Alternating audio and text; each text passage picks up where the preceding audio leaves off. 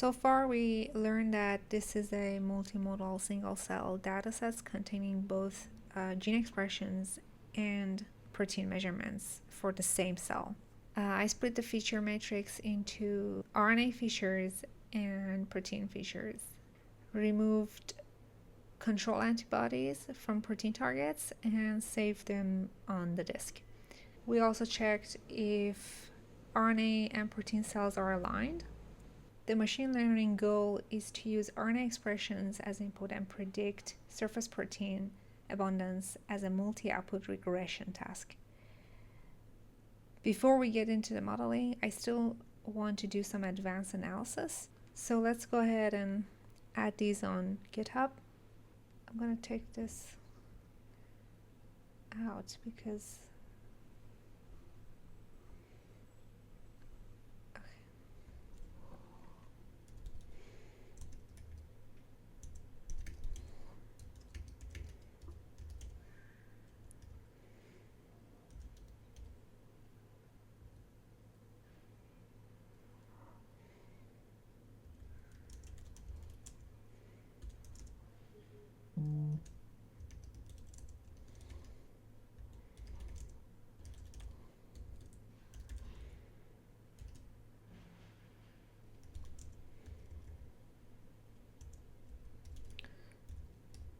also there was a small typo here, so I'm going to have to add it again.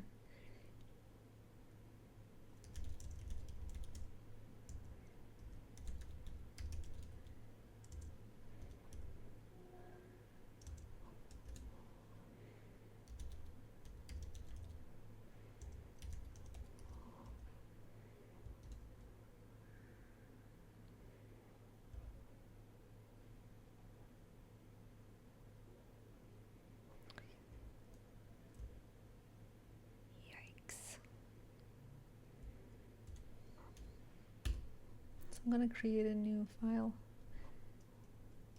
Advanced analysis.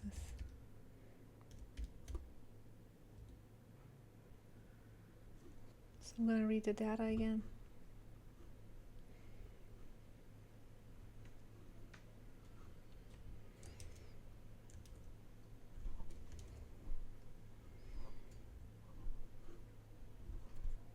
So now I want to see if we have cells with very low genes that could be low quality, or cells with very high counts, maybe in duplets, or cells with high mitochondrial percentage may be damaged or stressed. So these are outliers that can hurt our ML models.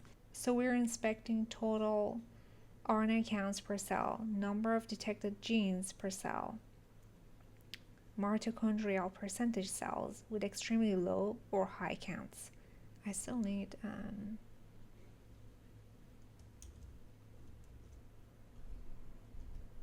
so let's first mark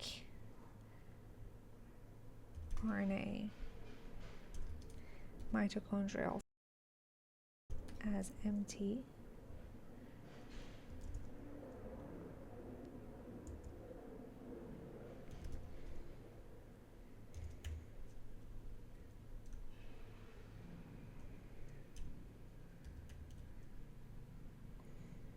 The ones that start with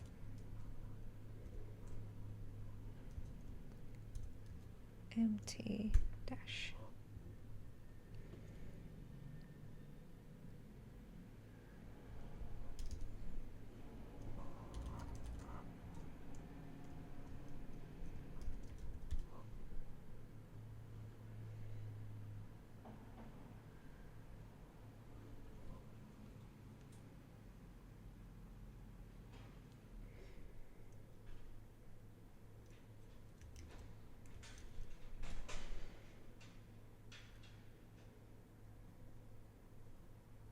Now I'm going to calculate the matrix.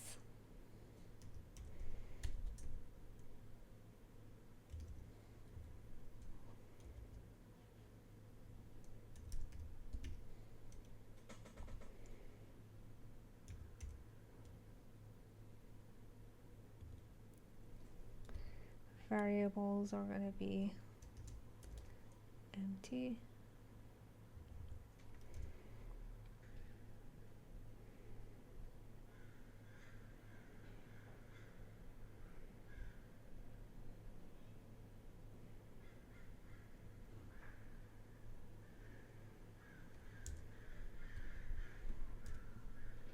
All right, so percentage top is none already, so that's good. But I'm gonna go ahead and change the log 1p to be false because we want to see the raw data. I don't want to look into a logged version of our data. And so this log 1p is technically log of x plus 1, if you already didn't know, but yeah.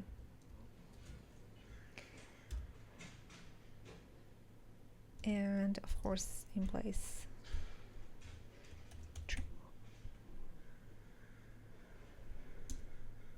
Now I'm gonna want to see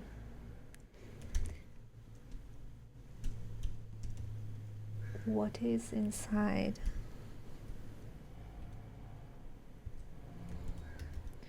total counts,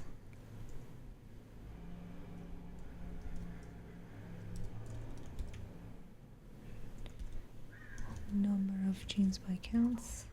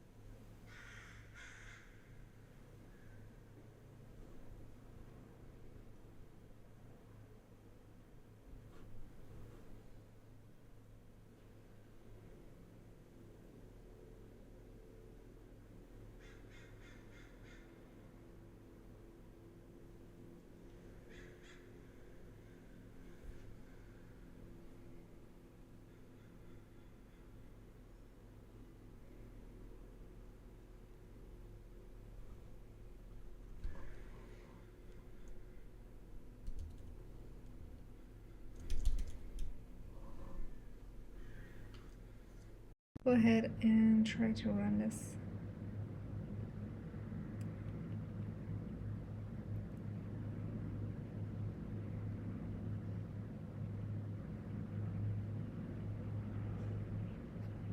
Alright, so we can see the summary and it's great. So let's go ahead and take the unique values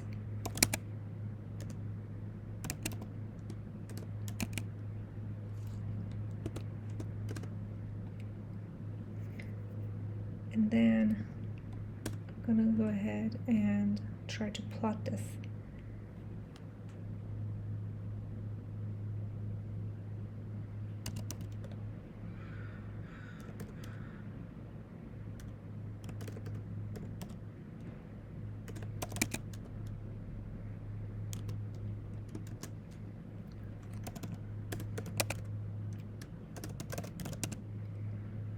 So we want total counts, number of genes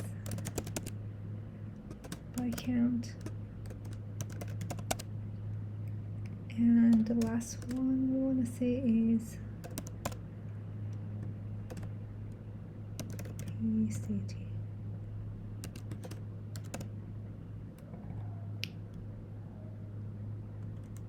And I'm going to give it jitter 0.4. And do I want multi-panel? Yes. And lastly, I want it to be saved as RNA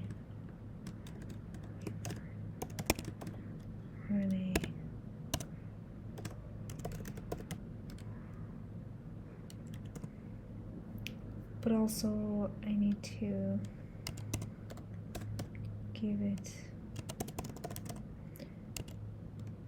where to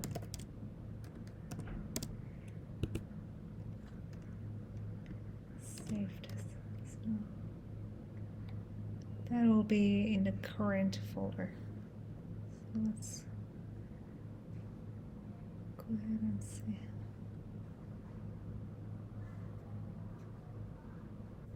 So let's see what's inside this.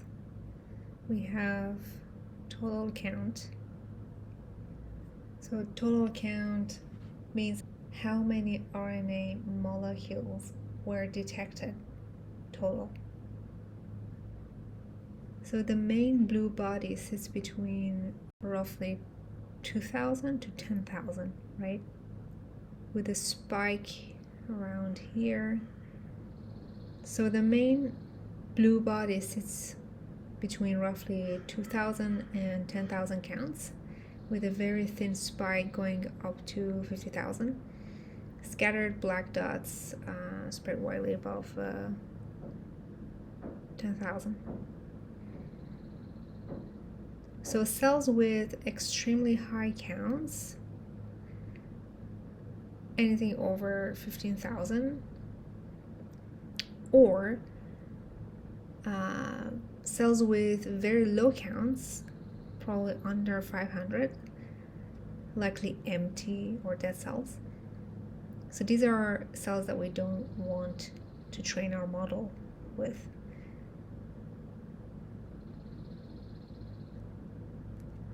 Now, this plot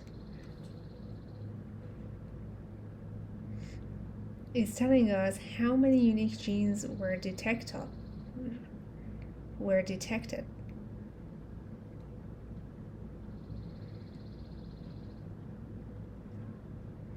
So this is an interesting shape. It has two clear bulges, one here and the other here. This bimodal shape is a real biological signal. It likely means you have two distinct cell populations.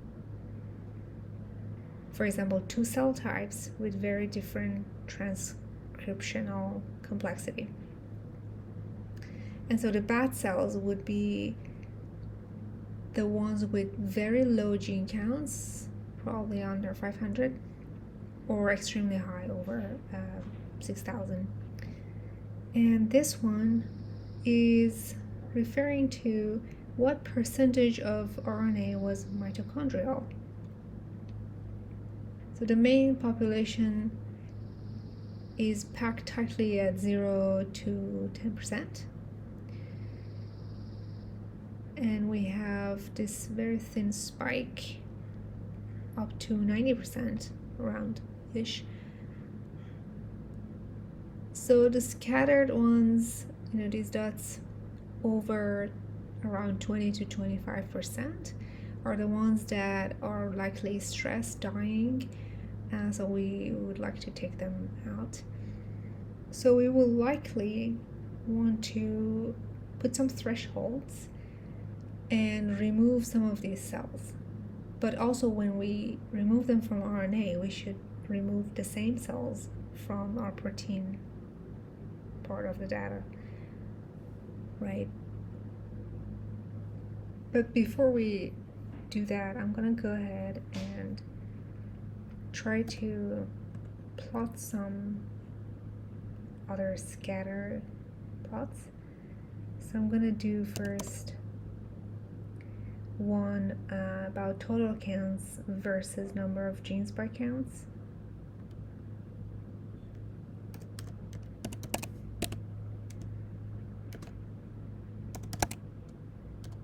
So the X would be total counts and Y number of genes by counts. And then the next, I'd like to see the relationship between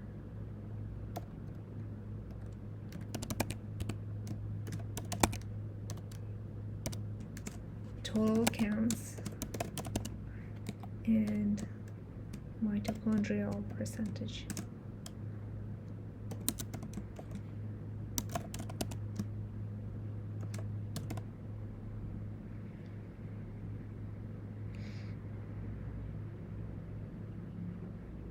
So I guess this was maybe if I do this.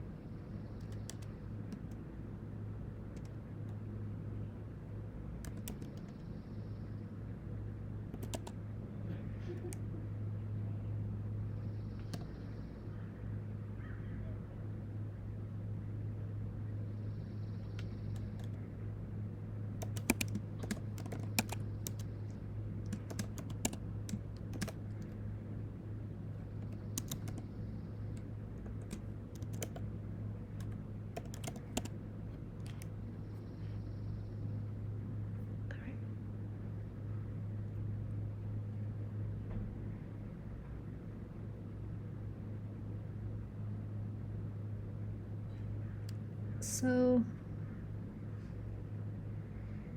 in this plot, we kind of expect this to be diagonal, just like the way it is right now, because in normal healthy cell, these two should move together, because more RNA molecules means more genes detected.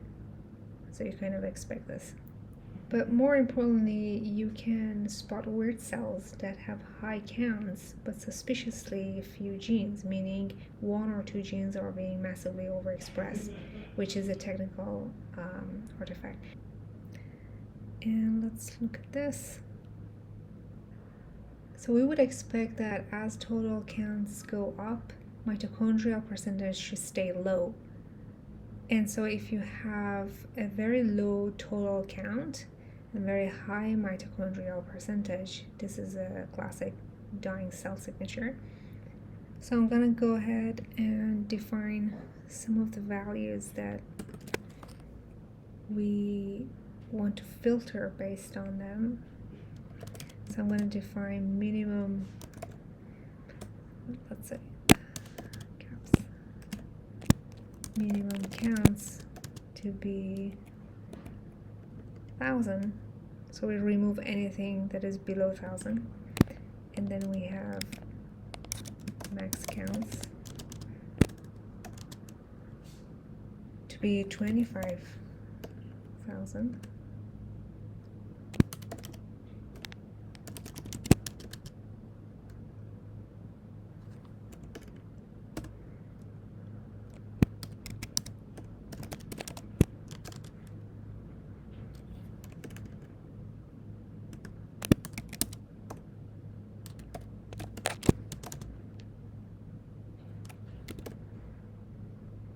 And let's apply the filtering.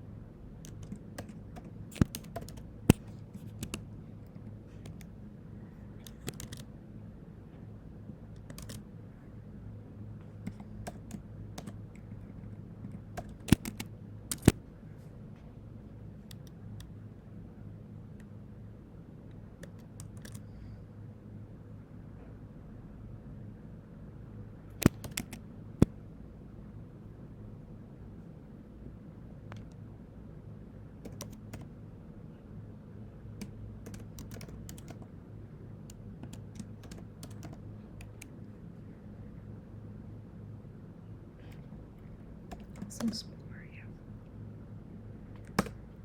Define good cells to be all the names here, then we can remove them from proteins. Or let's say keep only the good cells within a protein, right? But we should also quality control proteins separately on its own as well later, okay? But so let's move some of these into a function.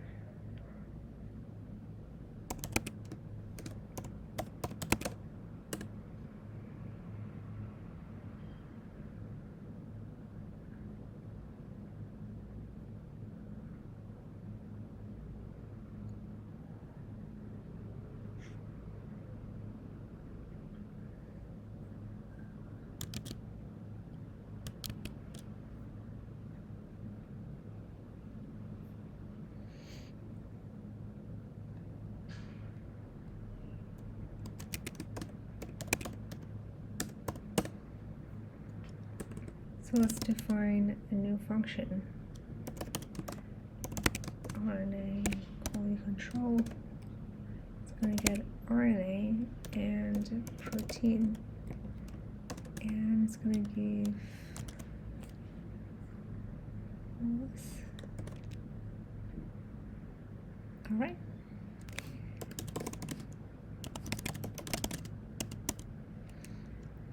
What else do I want? That's it.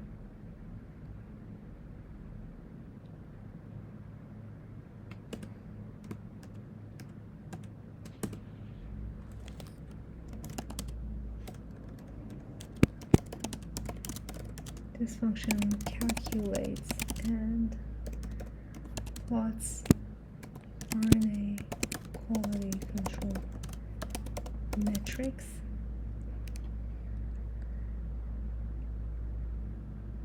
And this would be data object.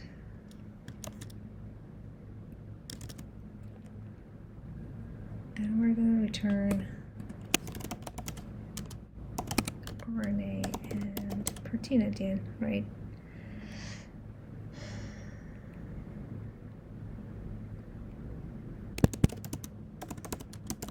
Single cell RNA sequencing data. And for this, I would go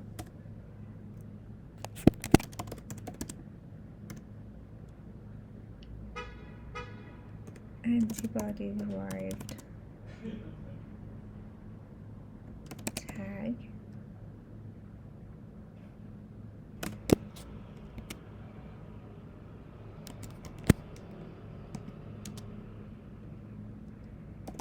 Protein expression. Cool.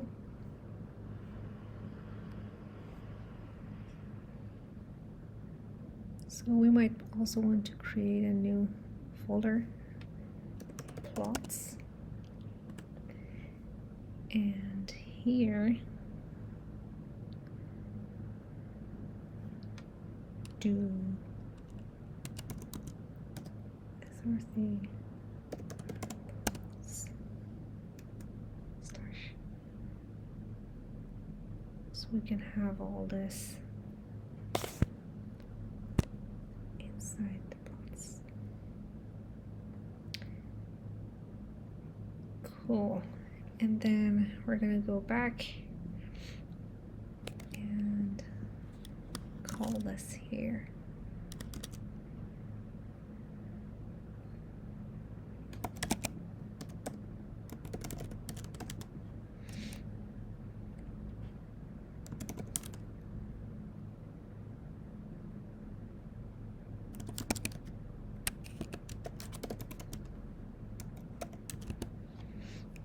So let's add all this to Git.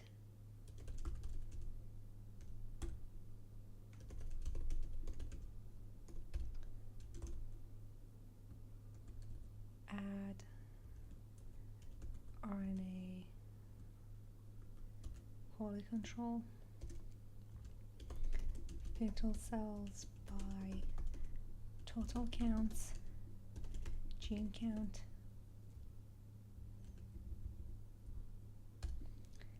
and mitochondrial percentage threshold.